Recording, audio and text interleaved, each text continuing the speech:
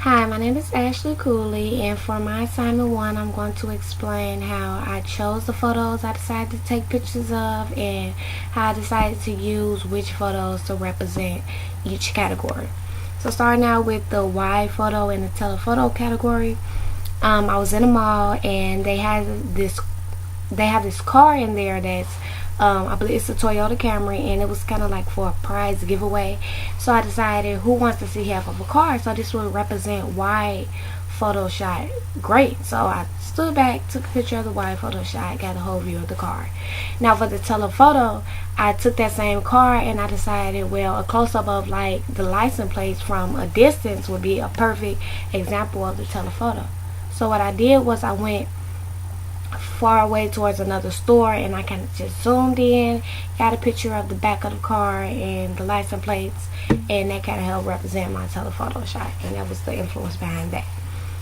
Next, for my stop action and blur action photo, with this one, I pretty much, starting out, I wanted to do like a bike action shot or a dancing action shot, but that one kind of didn't work out the way it was planned. I didn't really see anyone dancing, and the bike shots that I were trying to get, they weren't really going fast enough to give off that effect of like stop action where you can like see the blur, or I guess like the effect in the camera or the photo. So that one didn't really work out for me, so I ended up going with like the car shot.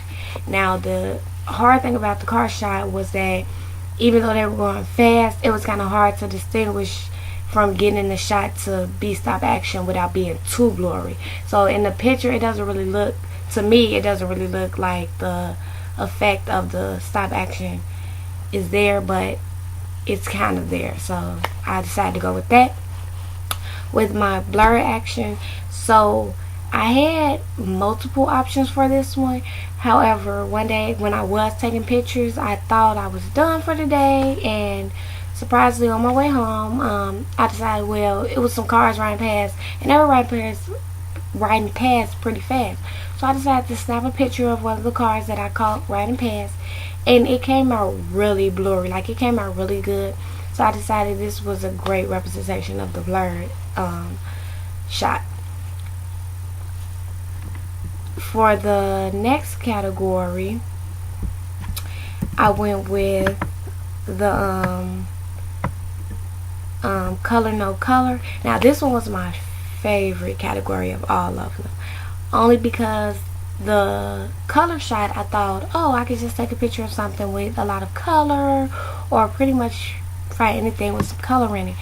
But I didn't want it to just be anything.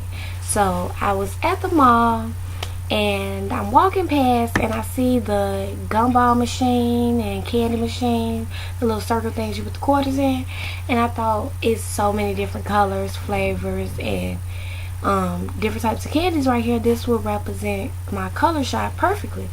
So I captured my color shot from that. Now the no color shot, I had pretty much of a different inspiration. I had an option of doing the monochromatic or just pretty much no color, and I really did want to go for the whole monochromatic thing, so I went as close as no color as I could.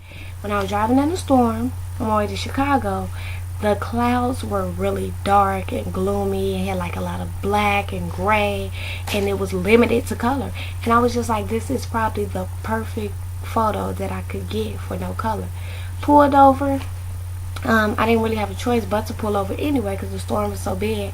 So my initial thought was, why not capture this moment? And the shot actually came out great. That's probably one of my best shots that I took. Moving on to my high angle shot, I thought, what could really give off that effect that I was looking down at something that I was really high up compared to the object that I was taking a picture of. And when I was in the Macy's store, it has multiple levels. So I went to the top level and I looked down and I took a picture of the first floor. And it actually looks like I'm standing up high looking down on it, because I stood on top of the escalator.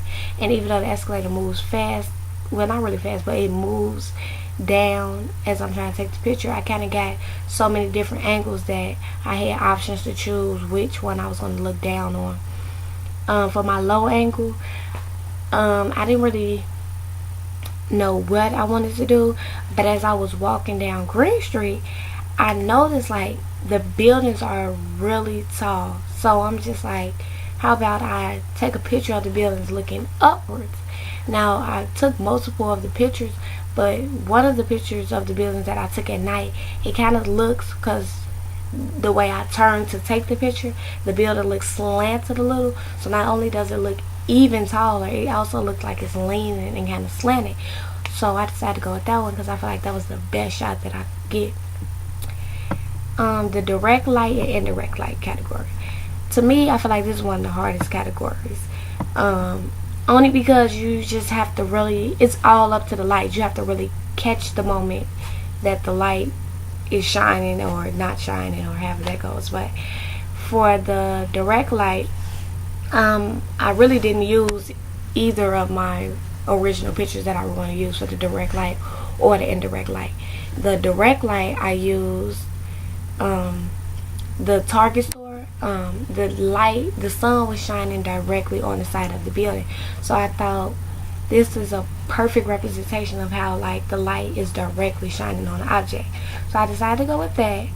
And then for indirect light, the same photo that I took, well, one of the photos that I took for the Macy's high angle first floor shot, the light looked perfect because it was like indirectly shining on the jewelry section of the store. So it gave off like this dim mellow look, and I decided this looks better than the water photo that I was originally going to use, because you can tell like that it's an example of the indirect light more than I can give off that impression for the photo that I took with the water. For my close-up and super close-up, I actually was originally going to use a flower shot that I had took. The flower shot actually came out pretty nice. And then for the super close-up, I was going to look inside the flower, but I felt like most people were going to do that, so I decided to take another route. And I was leaving work, and it's this body of water that's on Prospect, and I seen these ducks. It was like a lot of ducks around the water, of course. So I decided this would be a great moment to try to get a close-up and a super close-up of the ducks. So I walked up slowly to the ducks without trying to, get attacked, and I got some great shots of like the ducks close up. For the super close up, I knew I would have to probably get a little more closer and try to get like probably the eye of the duck or the beak, or anything that just kind of like got zoomed in on their face. I couldn't go too much further, because if so, then I was going to either scare the ducks or I was going to fall in the water. But I was able to get like a real good shot of the duck's face when they did stop moving for the super close up. And I feel like those are probably the best pictures I took. As far as the triptych photos, I really put some thought into this, because I was thinking like, where could I take 3 photos at 3 different times of the same object or scenery? And I thought about it like, where would I be at 7 a.m. or where would I be at 10 p.m. at night? And we have a balcony, so I decided to take a picture at 7 a.m. of the view from our balcony. I knew I would be up, so why not take advantage of that? As soon as I got out of class, I usually go home, so to take a picture of that same scenery from a balcony of our apartment where I know I'm going to be, pretty simple. And then at night, I knew I would be at home late at night, around 10 p.m. I decided to take the same exact photo, and I actually like the night photo the best, because at night you can see like not only just the darkness, but because it's apartment buildings outside of my balcony view, the lights from the windows like help give off a beautiful kind of effect that doesn't make the picture look so dark. So that probably was the motivation behind taking the triptych photos. The video category. Now the video category, I decided I was going to do the video without the tripod. I was in a car, and the day of the storm, I decided why not take this moment to get video of how the weather looked outside and like the traffic and what was going on. And even though I was in the car and it was a lot of motion, and it contributed to the shaking of the camera, I still feel like using the tripod does help stabilize your video better, because when I did the video on the tripod of my roommates jumping rope, even though they were moving, the video was still steady and it wasn't shaky. All I had to do was place it in the right position, hit record, and then I got some good footage of them jumping rope.